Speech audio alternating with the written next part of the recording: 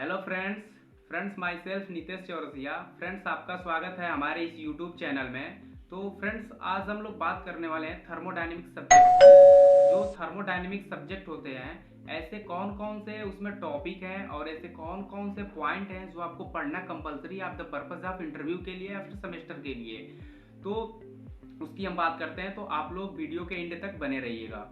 तो देखिए, सबसे पहले अगर हम थर्मोडायनेमिक्स की बात करें तो थर्मोडायनेमिक्स जो होता है उसमें आपको सबसे पहले थर्मोडायनेमिक्स का डिफिनीशन पता होना चाहिए। थर्मोडायनेमिक्स होता क्या है, ठीक है।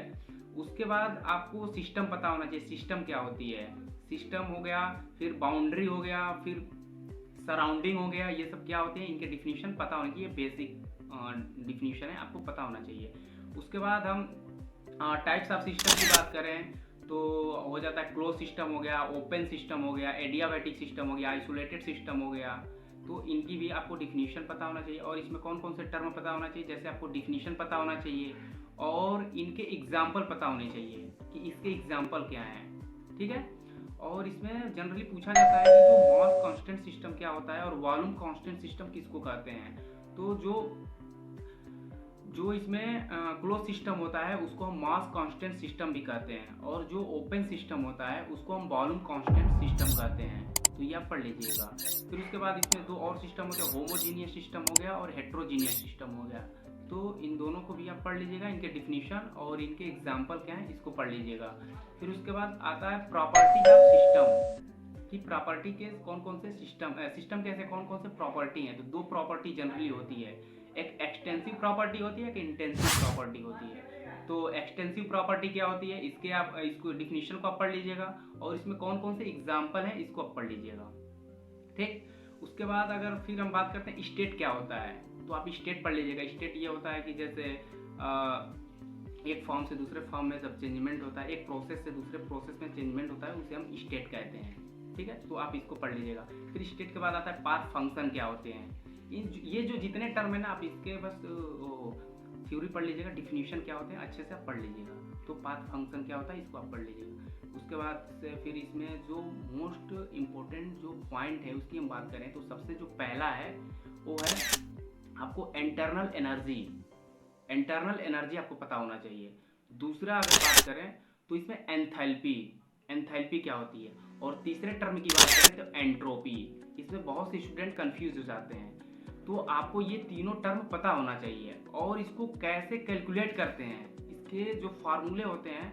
जैसे एंट्रोपी हो गया तो एंट्रोपी में चेंजमेंट कितना होता है, D equal to M C V D T. हाँ, एंट्रोपी हो गया। एंथैल्पी होता है तो एंथैल्पी को एच से डिनोट करते हैं, तो एंथैल्पी में चेंजमेंट कितना होता है, D H equal to M C P D T होता है। फिर जो एंट्रोपी होती है, एंट्रोपी में चेंजमेंट कितना होता है। इस तरह से आप उसके फार्मूले को भी लर्न कर लीजिएगा। तो D S equal to D Q by T होता है, ठीक है। तो आप इनके फार्मूले को भी अच्छे से रीड कर लीजिएगा। फिर उसके बाद हम बात करते हैं इसमें आइडियल गैस, जो आपको पढ़ना बहुत ही कंपलसरी है। आइडियल गैस लॉ होता क्या है इसको पढ़ लीजिएगा, ठीक है। जैसे जो आइडियल गैस लॉ होता है, थोड़ा सा मैं बता रहा हूँ। आइडियल गैस लॉ होता है, ये गैसों के बिहेवियर को बताता है और ये प्रेशर, वॉल्यूम, टेम्परेचर और नंबर ऑफ मोल के बीच रिलेशन को बताता है आइडियल गैस लॉ। तो आइडियल गैस लॉ को कौन कौन से ऐसे कौन कौन से रूल है जिसके द्वारा इसको डिफाइन किया गया है। तो जैसे बॉयल्स लॉ हो गया, चार्ल्स लॉ हो गया और गाद्रो लॉ, इन तीनों लॉ को आप पढ़ लीजिएगा, अच्छे से पढ़ लीजिएगा ताकि कंफ्यूजन ना रहे, ठीक है। तो ये हो गया, इन तीनों को पढ़ लीजिएगा। बॉयल्स लॉ हो गया, चार्ल्स लॉ हो गया और अवोगाद्रो लॉ हो गया, इसको पढ़ लीजिएगा। वांडर वाल इक्वेशन भी थोड़ा देख लीजिएगा क्या होता है, ठीक है। फिर उसके बाद मैं चार ऐसे लॉ को बताने वाला हूँ जो सभी मोस्टली स्टूडेंट इसमें कंफ्यूज रहते हैं। जैसे पहला एमेचेट्स लॉ, दूसरा डाल्टन लॉ, तीसरा हेनरी लॉ, चौथा राउट लॉ। ये ऐसे चार लॉ है जिसमें स्टूडेंट कंफ्यूज हो जाते हैं, तो आप इसको अच्छे से क्लेरिफाई कर लीजिएगा और इसमें ये जो लॉ है क्यों यूज करते हैं इसको आप पढ़ लीजिएगा बहुत ही अच्छे से, ठीक है। कि जैसे राउट लॉ है, क्यों यूज किया जाता है राउट लॉ, हेनरी लॉ क्यों यूज किया जाता है, एमेचेट्स लॉ क्या होता है, डाल्टन्स लॉ क्या होता है, ऐसे करके आप अच्छे से पढ़ लीजिएगा। फिर उसके बाद अब हम थर्मोडायनेमिक्स में जो लॉ यूज किए जाते हैं उसकी अगर बात करें तो थर्मोडायनेमिक्स में जैसे जीरोथ लॉ हो गया, फर्स्ट लॉ हो गया, सेकंड लॉ हो गया और थर्ड लॉ हो गया। तो आप इसको अच्छे से पढ़ लीजिएगा। और कैसे पढ़ना है कि जैसे अगर जीरोथ लॉ है तो जीरोथ लॉ क्यों फेल हो गया, ताकि फर्स्ट लॉ लाया गया। फर्स्ट लॉ क्यों फेल हुआ, ताकि सेकंड लॉ लाया गया। थर्ड लॉ में ऐसी कौन सी कमी रह गई जिसको सेकंड लॉ में ऐसी कौन सी कमी रह गई जिसके कारण हम थर्ड लॉ को लाएं। तो आप इस तरह से अच्छे से पढ़ लीजिएगा इसके बारे में, ठीक है।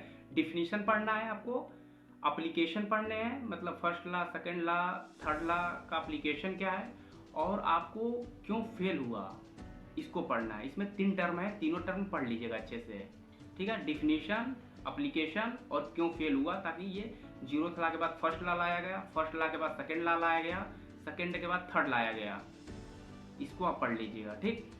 उसके बाद फिर हम बात करते हैं कि थर्मोडायनेमिक्स प्रोसेस। थर्मोडायनेमिक्स में ऐसे कौन कौन से प्रोसेस हैं जो आपको पढ़ना कंपलसरी, और प्रोसेस के द्वारा हम क्या क्या कैलकुलेट करते हैं इसको भी हम बताते हैं। तो देखिए, जो थर्मोडायनेमिक्स प्रोसेस होता है इसमें जनरली 7 प्रोसेस होते हैं। तो हम 4 प्रोसेस ऐसे हैं जो मोस्ट इम्पोर्टेंट हैं, तो उसकी बात हम करते हैं। जो सबसे पहला अगर प्रोसेस की हम बात करें तो आइसोचोरिक प्रोसेस, सेकंड फर्स्ट हो गया। सेकंड पे आता है आइसोबारिक प्रोसेस, थर्ड पे आता है आइसोथर्मल प्रोसेस और चौथे पे आता है एडियाबैटिक प्रोसेस।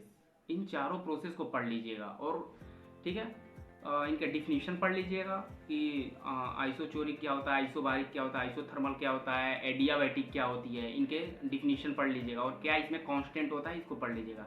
फिर तो अगर आपने 4 प्रोसेस पढ़ लिया है तो इस 4 जो प्रोसेस होते हैं इन सभी प्रोसेस में आपको ऐसे 5 टर्म हैं जो आपको कैलकुलेट करना आना चाहिए। अगर नहीं आता है तो कोई दिक्कत नहीं, लेकिन कोशिश करिएगा आप सीख जाएं।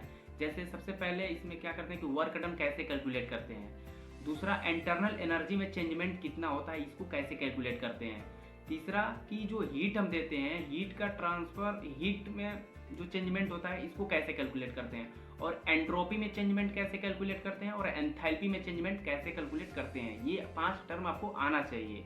अगर नहीं आता है तो बाय द वे कोई दिक्कत नहीं है, लेकिन आप कोशिश करिएगा सीख जाएं, ठीक है। उसके बाद हम अगर टॉपिक की बात करें तो कार्नाट साइकिल।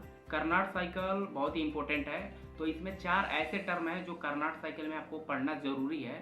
सबसे पहला टर्म कि कार्नाट साइकिल होता क्या है, दूसरा इसको यूज क्यों करते हैं कार्नाट साइकिल को, तीसरा इसमें कौन कौन से ऐसे प्रोसेस हैं, किस प्रोसेस पे वर्क करता है, कौन कौन से प्रोसेस पे, ये आना चाहिए। और चौथा आपको ये आना चाहिए कि कार्नाट जो साइकिल है इसको, इसके एज्यूम्पशन क्या है, ठीक है, इसके एज्यूम्पशन क्या है, तभी ये कार्नाट साइकिल वर्क करता है। तो ये आपको 4 टर्म पता होना चाहिए। और इसके जो आविष्कारक हैं उसको आप पढ़ लीजिएगा, सऊदी कार्नाट सऊदी थे तो उसको आप पढ़ लीजिएगा, और कब डेवलप किया गया इसको पढ़ लीजिएगा, ठीक है। ये कार्नाट साइकिल के बारे में हो गया। फिर उसके बाद हम बात करें तो इसमें एक रेफ्रिजरेशन साइकिल आता है जो इम्पोर्टेंट है, तो आप रेफ्रिजरेशन साइकिल को भी पढ़ लीजिएगा। जैसे रेफ्रिजरेशन साइकिल में कैसे पढ़ना है कि इसमें जो कंप्रेशर होता है, ठीक है, इवोपरेटर होता है, कंडेंसर होता है और एक्सपेंशन वाल्व होता है, ये कैसे वर्क करते हैं इसके बारे में आप पढ़ लीजिएगा। तो ये हो गया, रेफ्रिजरेशन हो गया। फिर उसके बाद से डिग्री ऑफ फ्रीडम होता है, डिग्री ऑफ फ्रीडम क्या होता है, इसको कहीं यूज करते हैं, इसके बारे में पढ़ लीजिएगा। और लास्ट में मैं ये बताना चाहूँगा, ऐसे 4 ऐसे पॉइंट हैं जो आपको पढ़ना बहुत ज़रूरी है।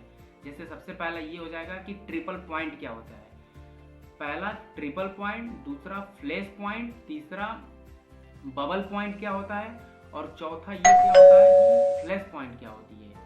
ये 4 आपको पॉइंट पढ़ना जरूरी है, ठीक है। बाकी मिलते हैं नेक्स्ट वीडियो में। अगर आपको वीडियो अच्छी लगी हो तो लाइक और सब्सक्राइब करना ना भूलिएगा।